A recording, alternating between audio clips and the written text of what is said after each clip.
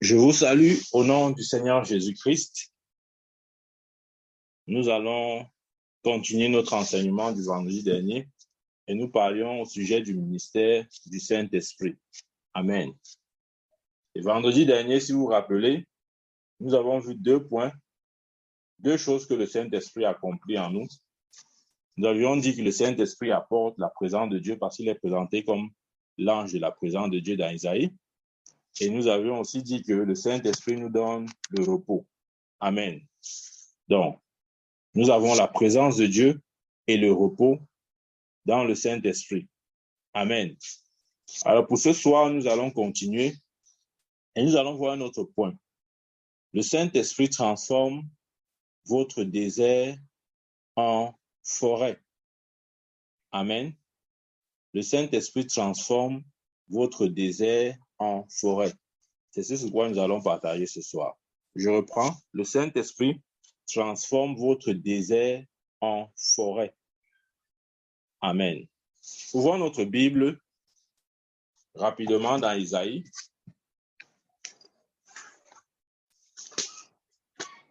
Isaïe chapitre 32.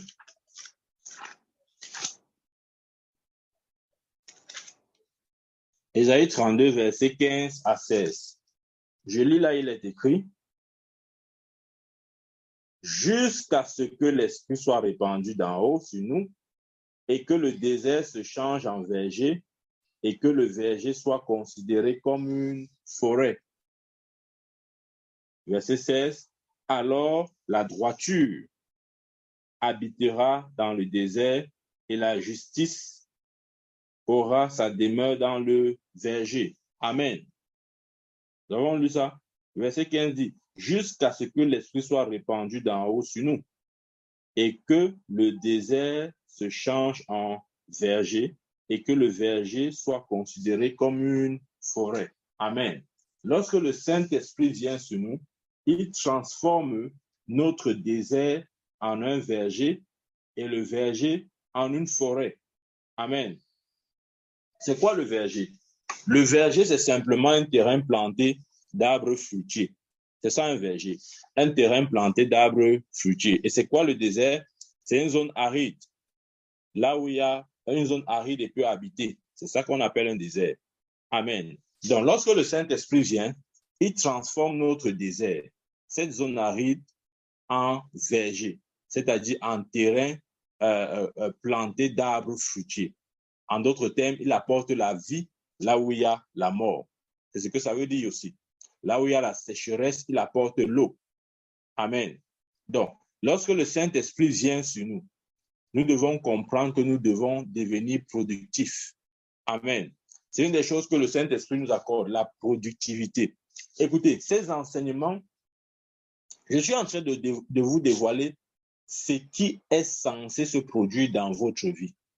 Si vous êtes conscient de cela, ok? Ça, c'est 1, 2. Si vous confessez cela, lorsque le Saint-Esprit vient sur vous ou vient dans votre vie, une des choses qu'il fait, c'est qu'il apporte la productivité. Amen. La productivité, de telle sorte que votre désert puisse se transformer en verger et du verger, la forêt. Amen.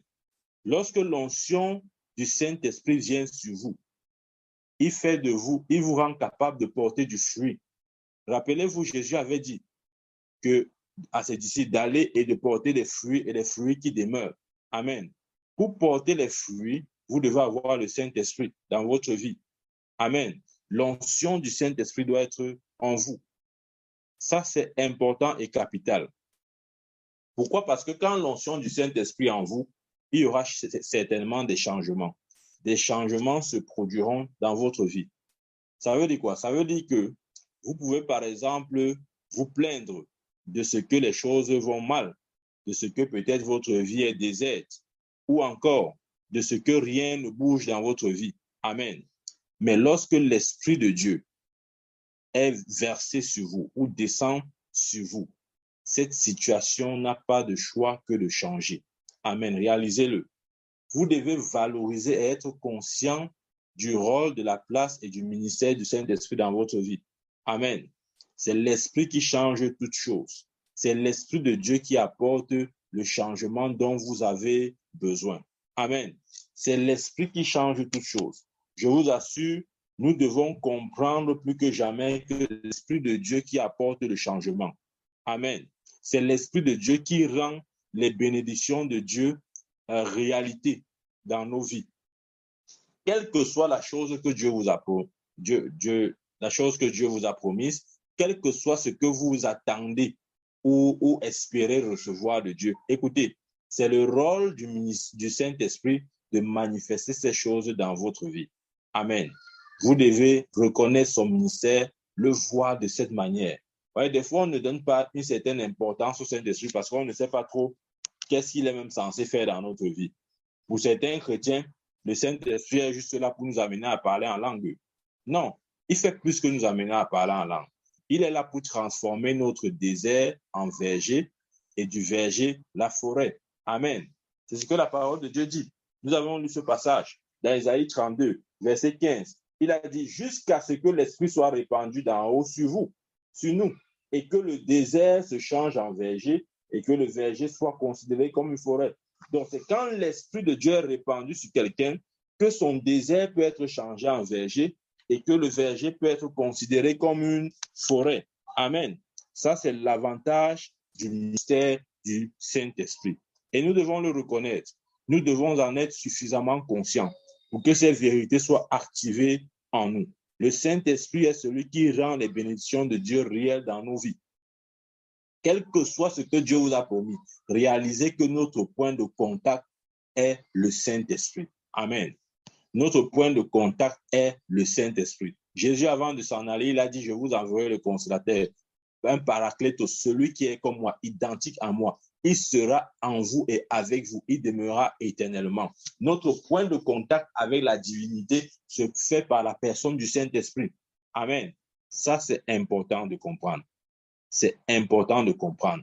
Nous avons besoin de cette onction, l'onction du Saint-Esprit. C'est l'onction du Saint-Esprit qui fait la différence, qui fera la différence dans votre vie. C'est l'onction du Saint-Esprit qui vous permettra d'opérer à la dimension de votre appel et de ce que Dieu attend de vous. Vous devez être oint du Saint-Esprit. Vous devez être oint du Saint-Esprit. Nous lisons la parole de Dieu dans Jean 10, verset 38.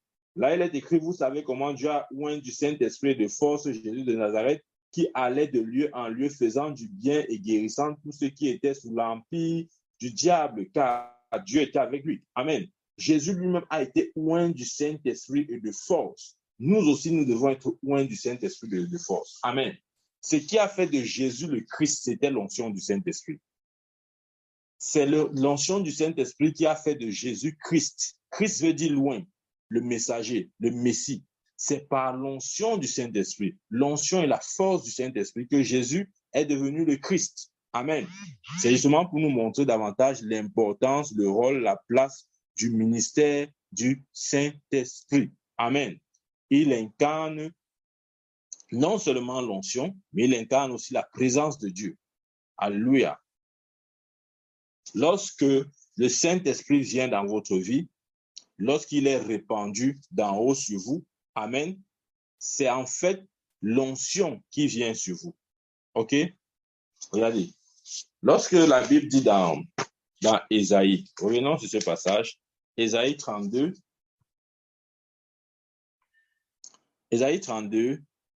je lis le verset 15. Il dit ceci.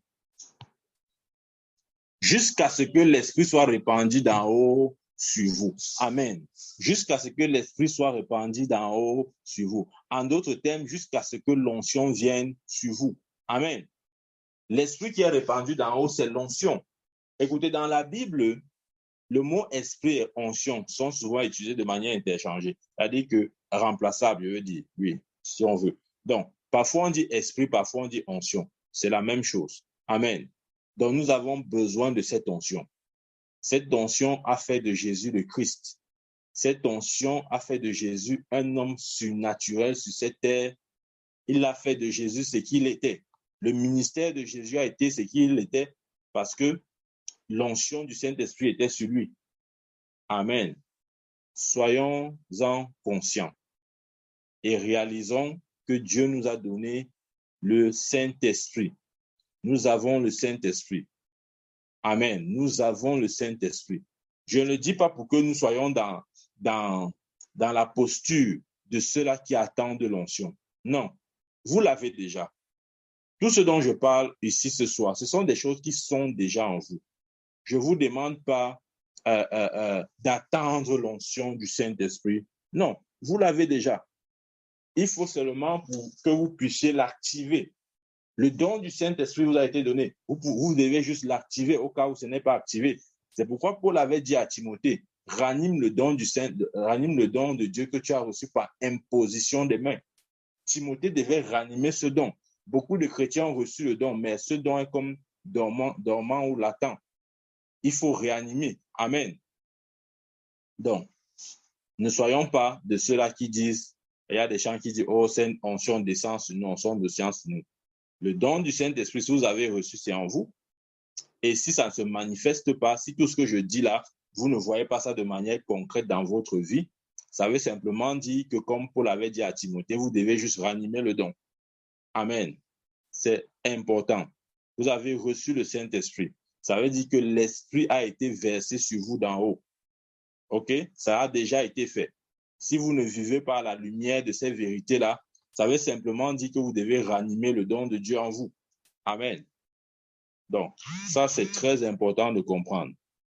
C'est très important de comprendre. Quand l'Esprit de Dieu vient en nous, c'est lui qui change le désert en verger, le verger en une forêt. C'est son ministère et c'est son rôle. Amen. Il ne s'agit pas pour nous de lutter, de bagarrer. Non, non, non, non. Ce n'est pas l'effort humain. C'est la grâce et la puissance de Dieu. La parole de Dieu dit dans Zacharie 4:6, ce n'est ni par la force ni par la puissance, mais c'est par mon esprit, dit l'Éternel. Donc ces choses-là se produiront par l'Esprit de Dieu. Ce n'est pas par vos forces, ce n'est pas par votre pouvoir, ce n'est pas par votre bras, ce n'est pas par, je ne sais pas moi, vos connaissances, vos passions, ou qui vous êtes ou pensez être. C'est par l'Esprit de Dieu. Point final.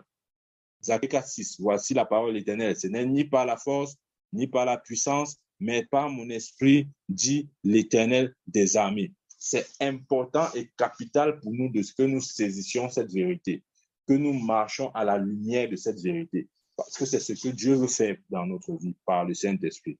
Amen. Il y a des chrétiens qui disent, homme de Dieu, vraiment, ma vie n'avance pas. Homme de Dieu, vraiment, mon foyer, c'est la catastrophe. Homme de Dieu, mes finances, ouf, n'en parlons plus. Ma santé, alors, vraiment, ça a tout d'un désert. OK? Le problème aussi, c'est ça. C'est-à-dire que, bien qu'étant chrétien, il y a des chrétiens qui expérimentent cette notion de désert-là. Amen. Cette notion de désert. Il y a des chrétiens qui expérimentent ça. Et très bien. Je vous ai dit, le désert, c'est une zone aride. Amen. C'est-à-dire qu'il y a des gens qui expérimentent cette dimension aride. Tout est aride dans leur vie. En fait, tout ressemble à un désert. Si vous voyez leur vie, c'est le désert. Si vous voyez leurs finances, c'est aride, sec, il n'y a pas de vie. Si vous voyez leur foyer, pareil, leur santé, tout leur domaine n'est que désert. Mais la bonne nouvelle, c'est que lorsque l'Esprit descend d'en haut, ce désert se change en verger et ce verger est considéré comme une forêt. Amen. Ça, c'est l'œuvre et le ministère du Saint-Esprit en nous. Nous devons en être conscients. Amen. Soyons conscients de ces vérités. Soyons conscients. Je vous le dis toujours. Il n'y a rien qui active la puissance de Dieu comme la conscience. OK? Si vous n'êtes pas conscient de certaines vérités, elles ne se manifesteront pas, bien qu'elles soient votre héritage. C'est pourquoi Paul a dit dans Galates chapitre 4, verset 1. Il a dit, aussi longtemps qu'un héritier est un enfant, il ne diffère en rien d'un esclave, quoi qu'il soit maître de tout. Aussi longtemps qu'un héritier est un enfant, il ne diffère en rien d'un esclave, quoi qu'il soit maître de tout. Et c'est ça le problème. Les chrétiens sont ceux-là qui sont maîtres de tout, mais sauf que la plupart sont des enfants. Le grec utilisé là-bas, c'est népios, ceux qui n'ont pas atteint la maturité, la stature, la connaissance qu'il faut pour opérer dans leurs fonctions. Amen. Il dit aussi longtemps qu'un héritier est un enfant, il ne diffère en rien d'un esclave. Il y a des héritiers qui vivent une vie d'esclave. Amen. Et Salomon le dit. Il dit, j'ai vu la folie sous le ciel. Les princes sont à terre et les esclaves sont sur les chevaux. Bien sûr, si le prince ne sait pas qu'il est un prince, il sera à terre. Et l'esclave qui est supposé être à terre sera sur le cheval. Je prie au nom de Jésus que vous ne soyez pas ce prince qui est à terre, mais que vous soyez ce prince qui monte sur son cheval. Amen. Que vous preniez votre place en Christ, que vous preniez votre position en Christ et que vous opérez dans votre statut d'héritier de Dieu. La Bible dit que nous sommes héritiers de Dieu et co-héritiers avec Christ. Nous partageons le même héritage. Je vous ai déjà expliqué ce que signifie. Être co-héritier avec Christ, ça veut dire que nous n'avons pas au même héritage, à proportion égale. Ça veut dire que si Christ a hérité 100% de son Père, nous aussi nous héritons 100% du Père céleste. OK? Ce n'est pas un héritage partagé. Dieu n'a pas partagé l'héritage. Il n'a pas dit, OK, Jésus, OK, comme tu es le Fils de Dieu là, prends 70%. Et il dit, bon, l'Église, vraiment, prenez seulement 30%. Non, ce n'est pas ça. La notion de co-héritier n'est pas ça. OK? La notion de co-héritier, c'est un partage d'un héritage à proportion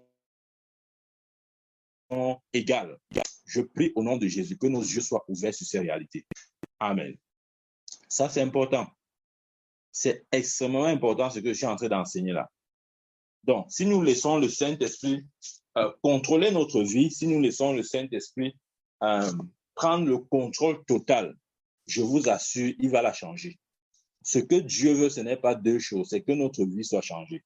Ce que Dieu veut, c'est que le désert soit le verger et que le verger soit considéré comme une forêt. Ça, c'est le rôle du Saint-Esprit. Il a dit, lorsque l'Esprit descendra d'en haut, lorsque l'Esprit sera déversé d'en haut, voici ce qui va se produire. Le désert sera un verger et le verger sera considéré comme une forêt. Amen. Réalisons-le. Vivons dans la conscience de ces vérités-là. Donc, quel que soit le domaine dans votre vie qui ressemble à un désert, à cause de l'onction du Saint-Esprit qui est dans votre vie, je déclare que ce désert se transforme en verger, que ce verger se transforme en forêt au nom puissant du Seigneur Jésus-Christ. Amen. Relisons Ésaïe 32. Je vais un peu faire une lecture en amont. Hein. Allons même au verset 13. Lisons à partir du verset 13. Suivez bien. On va lire le 13, le 14 et le 15. Mais sur le 15, nous allons juste lire la partie A, c'est-à-dire la première partie. Donc, je vais lire là, Ésaïe 32, verset 13. Il est écrit, « Sur la terre de mon peuple croissent des épines et des ronces, même dans toutes les maisons de plaisance de la cité joyeuse. Le palais est abandonné, la ville bruyante est délaissée. La colline et la tour serviront à jamais de caverne. Les ânes sauvages y joueront, les troupeaux y paîtront, jusqu'à ce que l'esprit soit répandu d'en haut. » Donc, c'est-à-dire cette condition-là, cette condition où croissent les épines, les ronces, où la maison est abandonnée, ça existe où ça a toujours demeuré parce que l'esprit n'était pas descendu d'en haut. Mais quand l'esprit descend d'en haut, amen, il n'y a plus d'épines, il n'y a plus de ronces. Quand l'esprit descend en haut, amen, la ville n'est plus abandonnée, le palais n'est plus abandonné. Quand l'esprit descend en haut, ce désert est changé en verger et ce verger est changé en forêt. Amen. Au nom de Jésus-Christ de Nazareth, à cause de l'onction qui est en vous et qui s'exprime par la personne du Saint-Esprit, je prophétise que tout désert se change maintenant en verger et que tout verger se change maintenant en forêt. Au nom puissant de Jésus-Christ. Amen. Écoutez, le désert existera toujours jusqu'à ce que l'esprit soit répandu. C'est ce que ce verset dit. Nous avons lu le verset 13, suivez bien. Il dit là-bas, « Sur la terre de mon peuple croissent les épines et les ronces. Écoutez, sur la terre de mon peuple croissent les épines et les ronces. Souvent dans notre vie, nous pouvons voir des épines et des ronces. Amen. Et sur la terre de mon peuple croissent les épines et les ronces. Même dans toutes les maisons de la plaisance, même dans toutes les maisons de plaisance, de la cité joyeuse. Donc, on voit les épines et les ronces partout. Même dans la cité joyeuse, on voit les épines et les ronces. Amen. La cité joyeuse, c'est nous, les enfants de Dieu. Amen. Il dit ceci, le palais est abandonné. Waouh. La ville bruyante est délaissée. Vous imaginez, un palais être abandonné. Un palais, le palais n'est pas supposé être abandonné. La ville bruyante n'est pas supposée être délaissée. Amen. Les collines et la tour serviront à jamais de caverne. Imaginez-vous. Les ânes sauvages y joueront. Ouais, ça, c'est un désordre total. Où les ânes se trouvent en train de jouer là où ils ne sont pas censés jouer. Amen. Les troupeaux y pétront. Mais le verset 15 dit ceci, jusqu'à ce que l'Esprit soit répandu d'en haut sur nous et que le désert se change en verger, que le désert se change en verger et que le verger soit considéré comme une forêt. En d'autres termes, ces choses, cette situation inconfortable, cette situation insatisfaisable va perdurer jusqu'à ce que l'onction descende, jusqu'à ce que l'Esprit descende. Amen. Ouais. La descente de l'Esprit de Dieu fait toute la différence. C'est pourquoi à la Pentecôte, quand le Saint-Esprit est descendu sur les apôtres, vous allez voir un comme Pierre qui était peureux, celui-là qui a régné Christ, celui-là qui a dit à 3 reprises ne pas connaître qui était Jésus, alors qu'il avait marché pendant 3 ans et demi avec Jésus. Mais quand l'Esprit a été répandu d'en haut, ce peureux-là s'est tenu devant une foule, devant un peuple nombreux. La Bible parle de près de 3000 personnes. Au 5000, il a parlé comme ça. En une prédication, 3000 âmes sont venues à Christ. 3000 âmes en une prédication. La peur avait disparu. Pourquoi? Parce que l'Esprit d'en haut avait été donné. Ouais? Quand l'Esprit d'en haut vient sur vous, la peur disparaît. L'hésitation disparaît. Vous devenez plein d'assurance. La Bible dit dans Daniel 11, verset 32, ceux du peuple qui connaîtront leur Dieu agiront avec assurance. Une des choses qui nous amène à la connaissance de notre Dieu, c'est la descente de l'onction d'en haut, de l'Esprit d'en haut. Amen. Parce que l'Esprit d'en haut révèle tout ce qui est la divinité est. Amen. Tout ce qui est fait de Dieu, Dieu nous est révélé par la personne du Saint-Esprit. Quand il vient en nous, nous n'avons plus le droit d'être peureux. Quand il vient en nous, nous n'avons plus le droit d'être inquiets. Amen. D'être paniqué ou d'avoir peur de qui que ce soit. Non, non, non, non. Refusez cela. La Bible dit que nous n'avons pas reçu un esprit de timidité, mais un esprit de courage, de force et d'amour. Amen. Ça, c'est important. Très important. Cette situation demeure jusqu'à ce que l'esprit d'en haut descende sur nous. Dieu merci, l'esprit est descendu. Rappelez-vous, lorsque Paul est arrivé dans un territoire, il avait posé la question à ceux qui étaient déjà nés de nouveau. Avez-vous reçu le Saint-Esprit? Ils ont dit, nous n'avons même pas entendu parler qu'il y a un Saint-Esprit. Lisons ce verset-là. C'est dans le livre de Actes chapitre 19. Je lis. À partir du verset 1, il est écrit, pendant qu'Apollos était à Corinthe, Paul, après avoir parcouru les hautes provinces de l'Asie, arriva à Éphèse. Ayant rencontré quelques disciples, il leur dit, ouais, c'est à Éphèse que Paul dit ceci. Ayant rencontré quelques disciples, dont les disciples, là, c'était les gens qui étaient déjà nés de nouveau. OK? Ayant rencontré quelques disciples, il leur dit, avez-vous reçu le Saint-Esprit quand vous avez cru? Il lui répondit, nous n'avons pas même entendu dire qu'il y a un Saint-Esprit. Amen. Ouais. Il y a des chrétiens comme ça là. Là, Paul est en train de parler aux disciples, dont les gens qui sont nés de nouveau. Mais ils n'avaient même pas reçu le Saint-Esprit. On ne les avait même pas prêché sur le Saint-Esprit. Ça, Paul dit ici, avez-vous reçu le Saint-Esprit quand vous avez cru? Il lui répondit, nous n'avons même nous n'avons pas même entendu dire qu'il y a un Saint-Esprit. Il dit, de quel baptême avez-vous été baptisé? Il répondit, du baptême de Jean. Alors, Paul dit, Jean a baptisé du baptême de la repentance, disant au peuple de croire en celui qui venait après lui, c'est-à-dire en Jésus. Suivez maintenant le verset 5. Sur ces paroles, il fut baptisé au nom du Seigneur Jésus-Christ. Verset 6, très important. Lorsque Paul leur eut imposé les mains, le Saint-Esprit vint sur eux et ils parlaient en langue et prophétisaient. Ouais?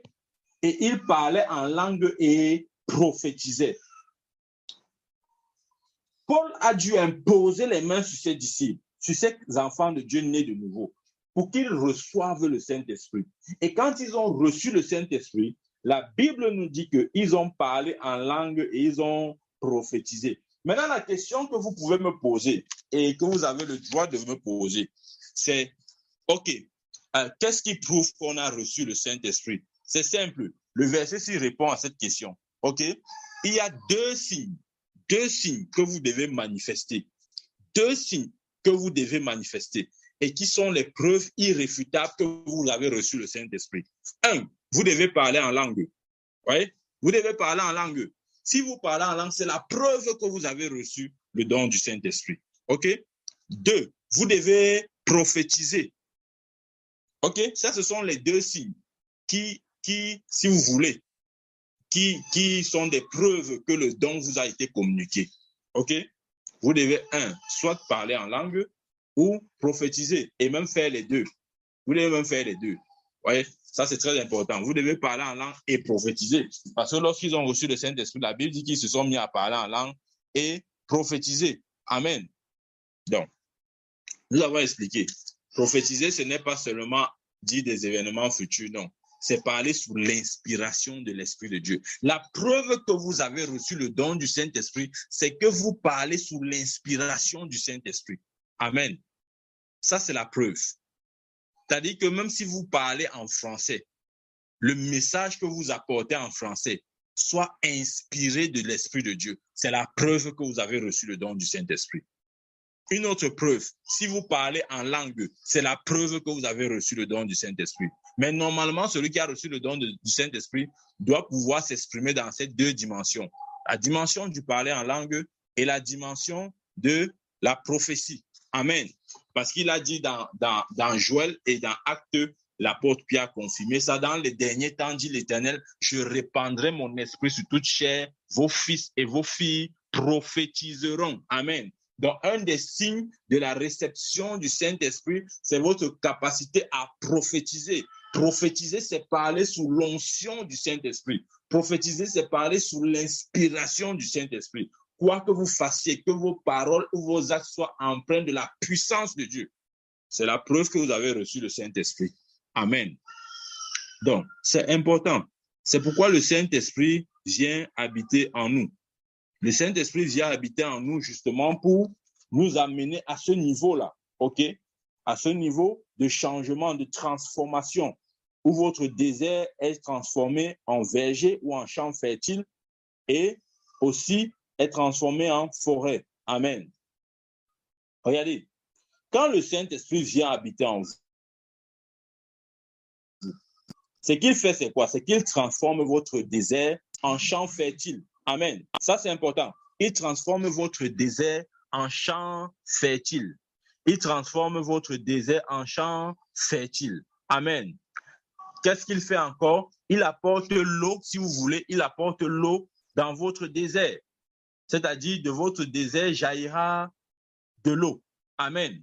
Ça, c'est un des rôles du ministère du Saint-Esprit. Amener le champ fertile dans un désert ou encore faire jaillir de l'eau dans votre désert ou encore amener la vie là où il y avait la mort. Amen. Ça, c'est le rôle du Saint-Esprit. Amen. Lorsque le Saint-Esprit vient dans votre vie, vous expérimentez la productivité et la croissance dans tous les secteurs de votre vie. Dans tous les secteurs de votre vie.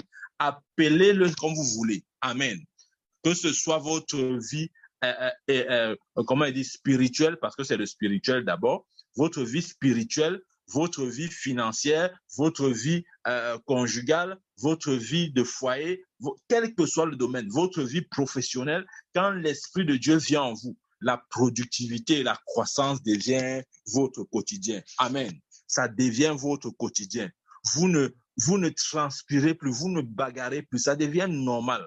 Parce qu'un des rôles du Saint-Esprit, c'est d'apporter la productivité dans votre vie. Quand le Saint-Esprit vient dans votre vie, vous connaissez une explosion à tous égards, à votre gauche, à votre droite, quel que soit ce que vous faites, ça fleurit entre vos mains. Amen. Ça, c'est quand le Saint-Esprit vient dans la vie de quelqu'un. Ça, c'est important. Quand le Saint-Esprit vient dans la vie de quelqu'un, de telles transformations se produisent naturellement. Parce que c'est le rôle du Saint-Esprit de transformer votre désert en verger. C'est le rôle du Saint-Esprit de transformer votre verger en une forêt. Amen. Ça, c'est le ministère du Saint-Esprit. Soyons-en conscients. Dieu nous a donné le Saint-Esprit pour apporter cette transformation dans notre vie, dans notre ministère, dans tout ce qui nous concerne. Amen.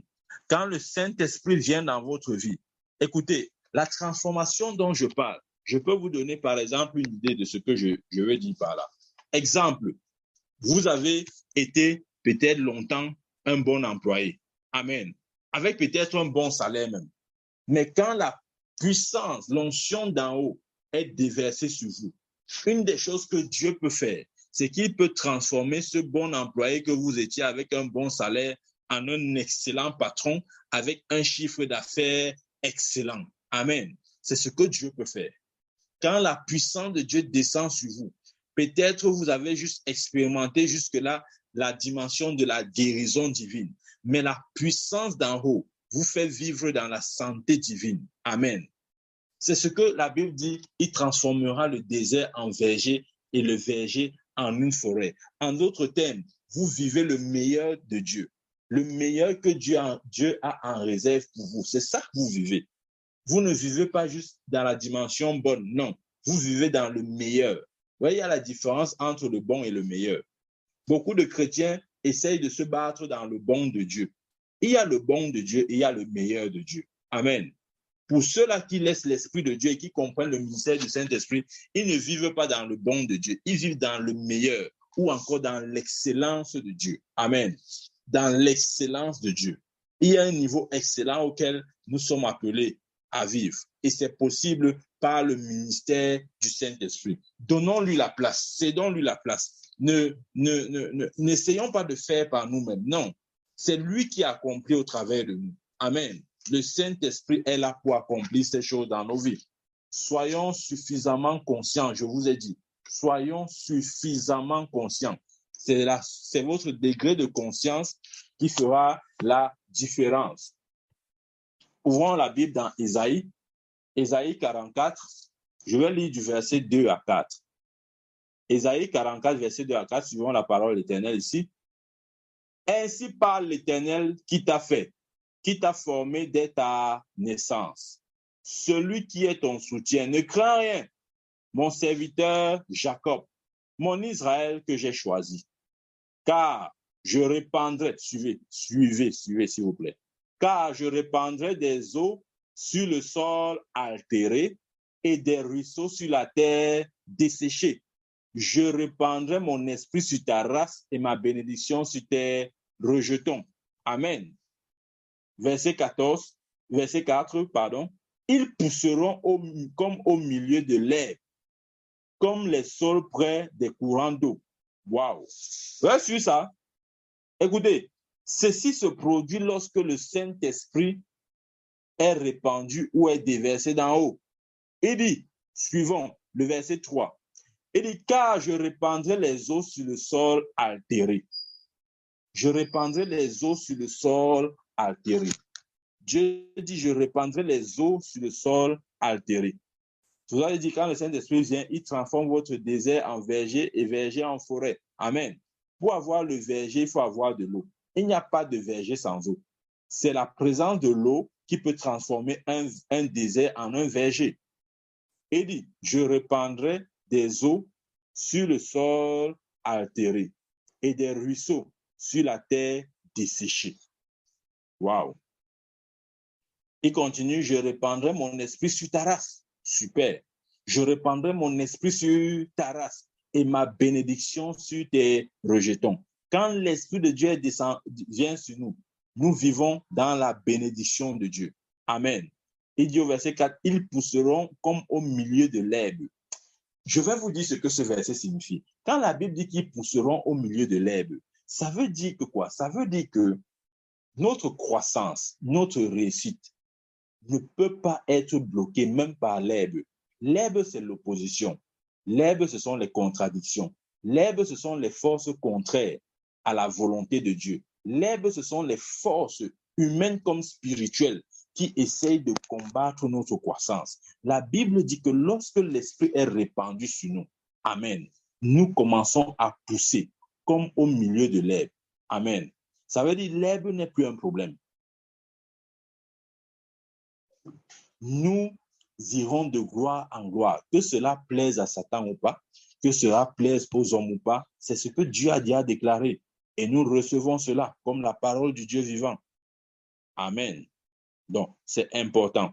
Lorsqu'il dit, le verset 3, car je répandrai des eaux sur le sol altéré. Les eaux là-bas, c'est l'image de l'Esprit de Dieu. Dans la Bible, l'Esprit de Dieu est souvent symbolisé par les eaux. Amen. Lorsqu'il dit qu'il répandra les eaux sur la terre altérée, il parle ici du Saint-Esprit. Amen. Donc, c'est important de comprendre cela. Il a dit qu'il va répandre des eaux sur la terre altérée. Amen. En d'autres termes, Dieu, suivez bien, Dieu a dit qu'il va déverser son esprit sur votre sémence. Amen. Et sa bénédiction descendra sur vous, sur votre descendance également. C'est quoi la sémence? Amen. Quand Dieu dit que il va déverser sa bénédiction ou son esprit sur votre sémence, qu'est-ce que cela signifie? La sémence ici ne fait pas uniquement référence à vos enfants biologiques. Vous voyez, des fois, quand on voit sémence, on voit beaucoup plus les enfants biologiques. Non. La sémence ici, c'est tout ce qui procède de vous, tout ce qui émane de vous, tout ce qui vient de vous. Amen. Donc, quand Dieu dit qu'il va déverser son esprit sur votre sémence, il veut simplement dire que son esprit va influencer tout ce qui vient de vous. En d'autres termes, son esprit va influencer vos pensées, son esprit va influencer vos idées, son esprit va influencer votre travail, votre activité, si vous voulez. Son esprit va influencer votre argent. Amen. C'est tout ça qui est appelé la sémence. Nous comprenons? C'est ça qui est appelé la sémence. OK. C'est ce qui se produit lorsque Dieu déverse son esprit sur nous. Tout ce qui représente ou tout ce qui est comme une semence est littéralement transformé. Amen. C'est pourquoi nous avons besoin du Saint-Esprit. C'est pourquoi nous avons besoin du ministère du Saint-Esprit. C'est pourquoi nous avons besoin de reconnaître le Saint-Esprit dans notre vie. Il n'y a pas de transformation sans le Saint-Esprit. Dieu ne peut rien faire dans votre vie, absolument rien, sans le ministère du Saint-Esprit. C'est pourquoi même Jésus avait dit à ses disciples, il avait dit, il est préférable pour vous que je m'en aille, parce que si je ne m'en vais pas, le Père n'enverra pas le consolateur, l'Esprit de vérité. Amen. Jésus avait compris que pour lui de rester sur terre n'était pas profitable pour ses disciples. Il fallait qu'il s'en aille, parce que ce n'est que lorsqu'il part que l'Esprit peut venir. Et c'est quand il est parti que l'Esprit est descendu. C'est quand Jésus est parti que l'Esprit est descendu. C'est quand Jésus est parti à la Pentecôte, c'est-à-dire 50 jours, l'Esprit est descendu. Amen. Nous avons besoin du Saint-Esprit. Croyez-moi, vous avez besoin du Saint-Esprit, beaucoup plus que ce que vous pensez. Vous avez besoin du Saint-Esprit dans votre vie quotidienne. À chaque minute, à chaque instant, nous avons besoin du Saint-Esprit. Amen. Une des choses, comme j'ai dit, que le Saint-Esprit fera pour nous, c'est que le Saint-Esprit vous rend productif. le Saint-Esprit vous rend productif. Amen. Il rend votre vie productif. Pas seulement votre vie productive. Il fait de sorte que votre productivité puisse affecter d'autres personnes. Ah, j'espère qu'on comprend ce point.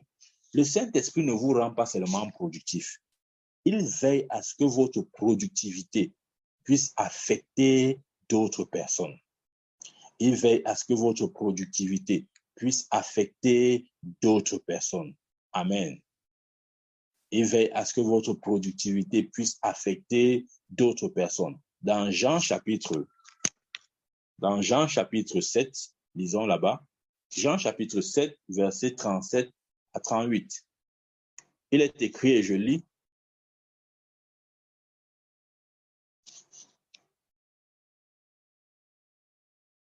et dit, le dernier jour, le grand jour de la fête, Jésus se tenant debout s'écria, si quelqu'un a soif, qu'il vienne à moi et qu'il boive.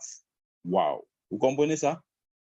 Il dit, si quelqu'un a soif, qu'il vienne à moi et qu'il boive. Verset 38. Celui qui croit en moi, des fleuves d'eau vive couleront de son sein, comme dit l'Écriture. Comprenons? Jésus a dit, celui qui croit en moi, la preuve que vous avez réellement cru en Jésus, c'est que des fleuves d'eau vive couleront de votre sein, comme dit l'Écriture.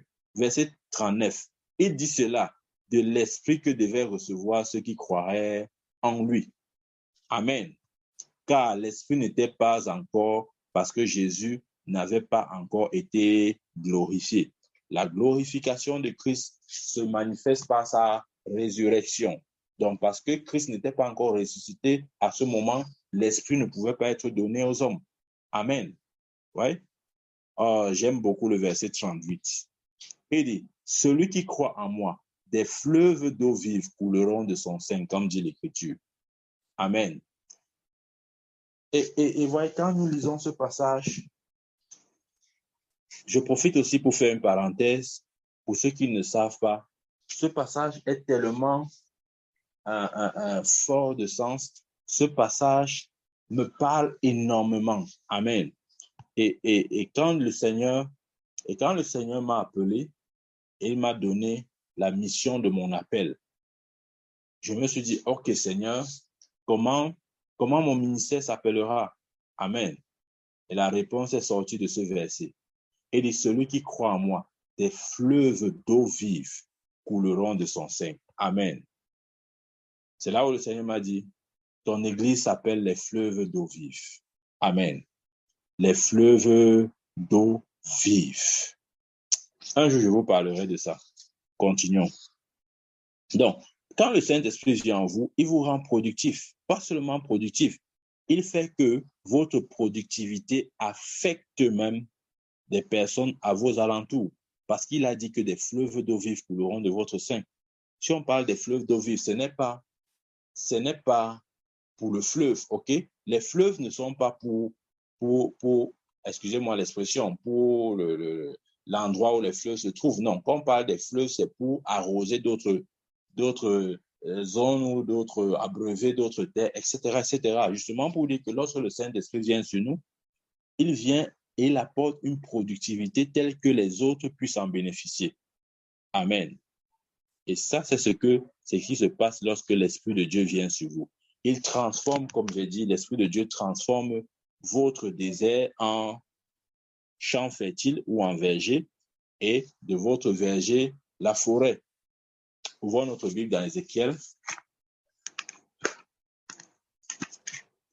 Ézéchiel. Amen, amen. J'espère que nous comprenons et nous aimons le message de ce soir. Ézéchiel, verset 36, chapitre 36, autant pour moi. Ézéchiel, chapitre 36, verset 27 à 29. Il est écrit là-bas, suivez, c'est Ézéchiel qui prophétise, il dit, je mettrai mon esprit en vous et je ferai en sorte que vous suiviez mes ordonnances et que vous observiez et pratiquiez mes lois. Verset 28. Le 28 dit, vous habiterez le pays que j'ai donné à vos pères, vous serez mon peuple et je serai votre Dieu. Le verset 29 dit, suivant, je vous délivrerai de toutes vos souillures. Suivez la suite. J'appellerai le blé et je le multiplierai. Je ne vous enverrai plus la famine. Waouh! Il a dit, avant de dire j'appellerai le blé, je le multiplierai et je ne vous enverrai plus la famine, il a dit je mettrai mon esprit en vous. Donc, quand l'esprit de Dieu vient en vous, une des choses aussi que l'esprit de Dieu manifeste en vous, c'est le blé. C'est le blé. Il dit j'appellerai le blé, je le multiplierai. Il ne va pas seulement appeler le blé, il va le multiplier. Amen. Et il ne va plus jamais envoyer la famine. Le blé, dans la Bible, il faut comprendre, le blé est l'image de la prospérité. OK? Le blé est l'image de la prospérité. Donc, lorsque le Saint-Esprit vient dans votre vie, la prospérité devient pour vous. Amen. La prospérité devient votre portion. Parce qu'il a dit, j'appellerai le blé. Je le multiplierai. Il n'appelle pas seulement, il multiplie. Donc, lorsque le Saint-Esprit vient dans votre vie, vous allez croître de prospérité en prospérité, de richesse en richesse. C'est pourquoi l'apôtre Paul a dit dans Éphésiens 1, verset 3, nous avons été bénis de toutes sortes de bénédictions spirituelles dans les lieux célestes en Jésus-Christ. Amen. Parce que quand le Saint-Esprit vient, il nous amène de prospérité en prospérité. Amen. Il a dit, je lis, j'appellerai le blé et je le multiplierai. Je ne vous enverrai plus la famine. Amen. Le blé, je vous ai dit, c'est l'image de la prospérité. Et Dieu dit qu'il va multiplier le blé.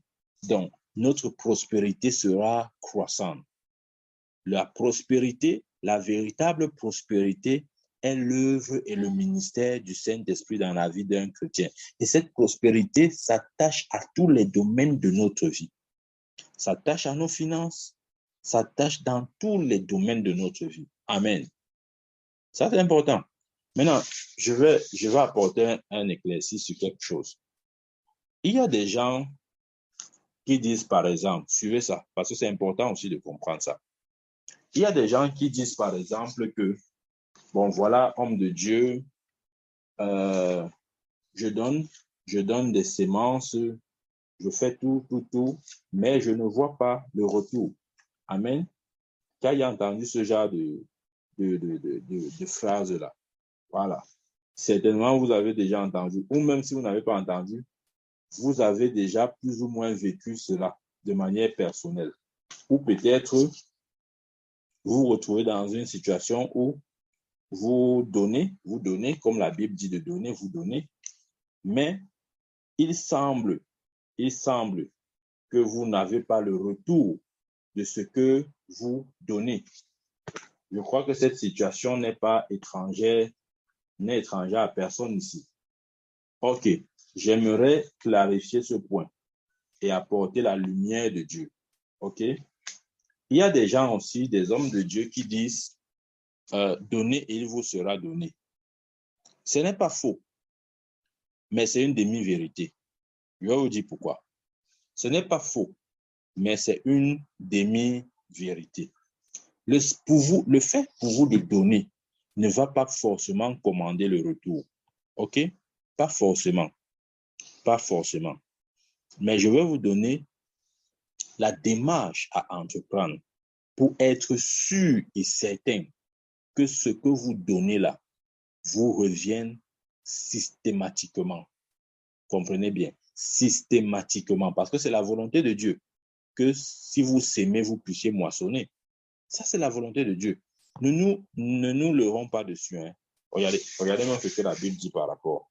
Dans Genèse, ouvrons notre Bible dans Genèse 8, verset 22. Voilà. Parce qu'il y a des principes qu'il faut bien comprendre et accepter, et les accepter une fois pour toutes, pour ne pas être après tourmenté par Satan ou par d'autres pensées. Il dit dans Genèse 8, 22, tant que la terre subsistera, les semailles et la moisson, le froid, la chaleur, l'été, l'hiver, le jour et la nuit ne cesseront point. Vous comprenez ce qu'il dit ici? Il dit, tant que la terre subsistera. En d'autres termes ici, Dieu est en train de donner un principe qui existera aussi longtemps que la terre est terre. C'est pourquoi il dit tant que la terre subsistera. Tant que la terre subsistera. Il dit les semailles et la moisson. Les semailles, c'est-à-dire le fait d'ensemencer ou de s'aimer ou le fait de récolter. Ça, c'est un principe. Celui qui sème doit récolter. C'est normal. Il y aura toujours une moisson pour une semence. Il continue en disant le froid et la chaleur. Vous voyez? Même ici, dans les zones tropicales, là, on expérimente le froid et la chaleur. OK? Même en Europe, on expérimente le froid et la chaleur. C'est comme ça que Dieu a voulu que les choses soient. L'été, l'hiver, ça s'alterne. OK? Le jour et la nuit, ce sont des vérités éternelles. Là, maintenant, au Cameroun, c'est la nuit. Mais d'ici quelques jours, ça sera le jour. Et c'est comme ça partout. Vous comprenez? Donc, ce que je veux dire, c'est quoi? C'est que Dieu a déjà déclaré que aussi longtemps que la terre subsistera, en d'autres termes, aussi longtemps que la terre est terre, le principe de la sémence et de la moisson restera et sera là. Amen. Donc, si vous donnez une sémence quelconque, appelez ça comme vous voulez, que ce soit offrande, que ce soit dîme, que ce soit action de grâce, que ce soit n'importe quoi. OK? Quand vous donnez une sémence, voici ce qu'il faut faire. Suivez cette instruction, s'il vous plaît. Si vous voulez avoir la moisson, suivez bien, tendez bien l'oreille sur cette partie. Il ne s'agit pas seulement de donner, de s'asseoir et d'attendre la moisson. Non. Certains ont fait comme ça, ils n'ont rien vu. Ils ont été frustrés. Et ils se sont dit, ah, ces choses-là ne marchent pas. D'autres ont dit, ah, les pasteurs veulent seulement l'argent. On a tout dit. On a tout dit. On a tout dit. Je vais vous donner ce soir le secret. Si vous donnez une sémence, quelle que soit la nature de la sémence, voici ce que vous devez faire si vous voulez avoir une moisson. Dieu a dit aussi longtemps que la terre subsistera, la sémence et la moisson, le froid et le chaud, l'hiver et l'été ne changera pas. Amen. Ou ne changeront pas. Donc, ce que vous devez faire, quand vous donnez une offrande, pour qu'elle vous revienne multipliée, comme Dieu a dit qu'il fera, il faut comprendre que vous avez un rôle à jouer. Et votre rôle n'est pas seulement de donner. Parce que si vous donnez simplement, vous n'allez pas voir la moisson et vous serez frustré. Vous allez croire que le problème vient de Dieu, alors que le problème vient de vous. Le problème ne peut pas venir de Dieu, parce que Dieu a dit que aussi longtemps que la terre subsistera, il y aura la semaille et la moisson. Amen. Il y aura le chaud et le froid. Il y aura l'été et l'hiver. Amen. Donc, le problème ne vient pas de Dieu. Qu'est-ce que vous devez donc faire? Si vous s'aimez, rassurez-vous. Notez ça quelque part, s'il vous plaît. Notez ça quelque part. Parce que Dieu a dit qu'il va appeler le blé. Il va appeler le blé. Il va le multiplier. Nous avons lu dans Ézéchiel. Il dit, j'appellerai le blé, je le multiplierai. Amen. Donc, si vous apportez une sémence, quelle que soit la sémence, rassurez-vous de l'arroser.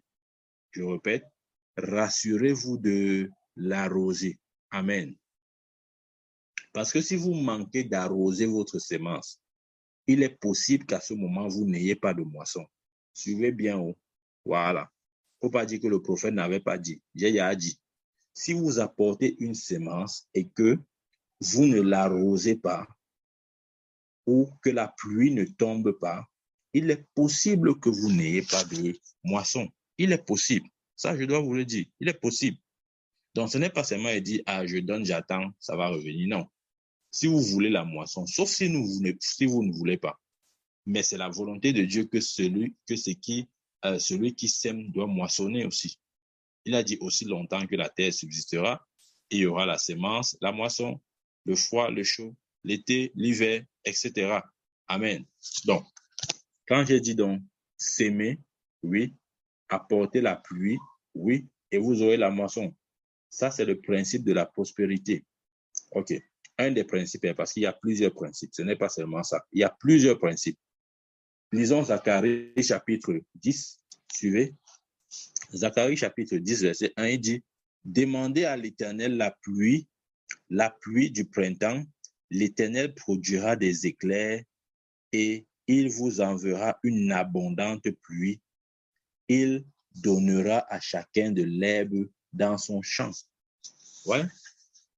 Il dit demandez à l'Éternel la pluie, parce que sans la pluie, le champ ne peut pas avoir de l'herbe. En d'autres termes, il ne peut pas avoir de moisson. Vous avez besoin de la pluie pour la sémence que vous donnez. Amen. Ça veut dire quoi? En français facile, comme on dit souvent.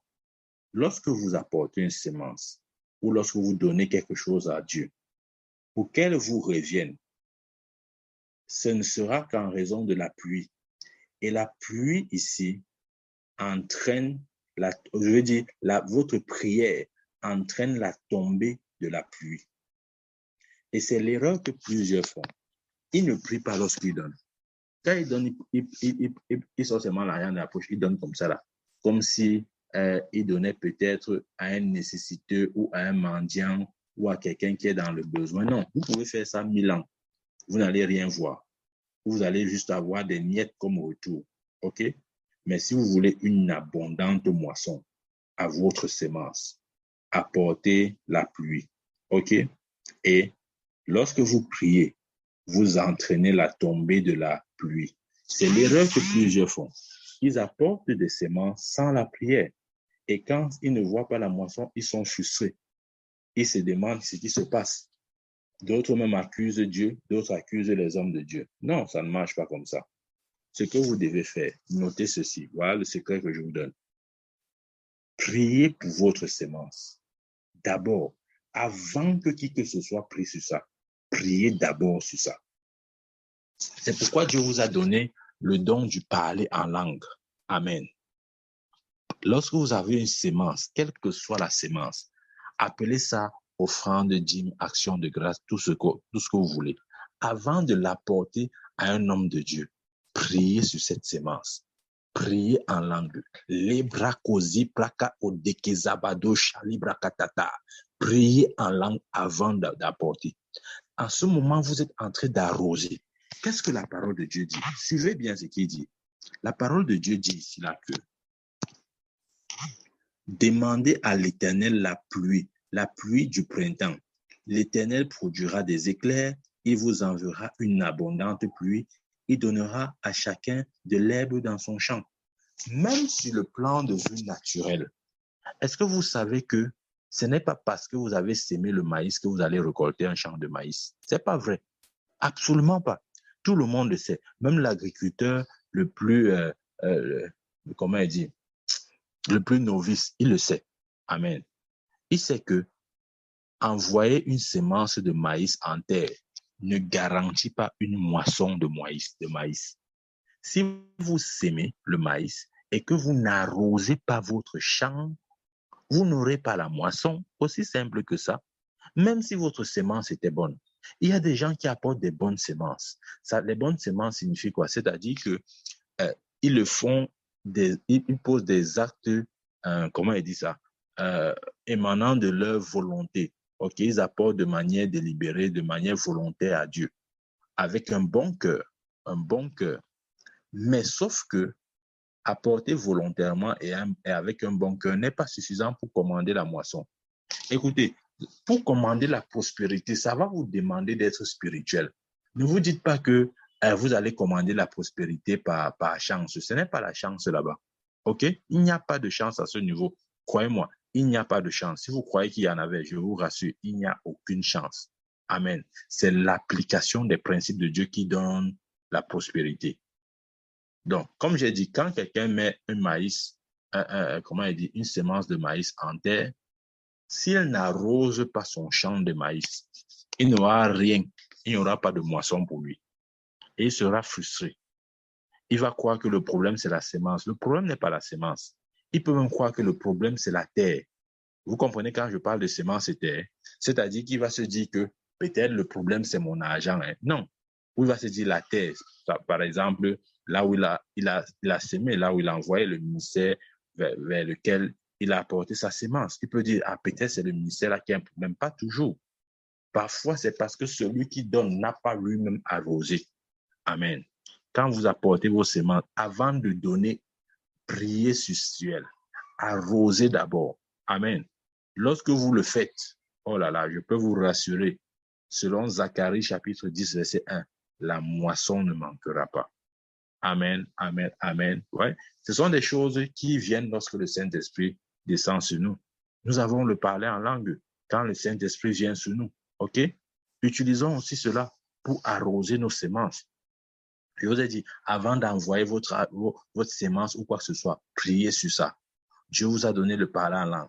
Parlez sur cet argent. Amen. Pour que Dieu, justement, parce que lorsque vous priez, vous arrosez, que la parole de Dieu s'accomplisse et que vous receviez au centuple. Il a dit, j'appellerai le blé et je le multiplierai, que vous puissiez expérimenter la multiplication du blé. En d'autres termes, que votre prospérité soit croissante. Amen. Ce sont autant de choses qui arrivent dans la vie de celui qui reçoit le Saint-Esprit. Amen. Et Dieu merci, nous avons tous le Saint-Esprit.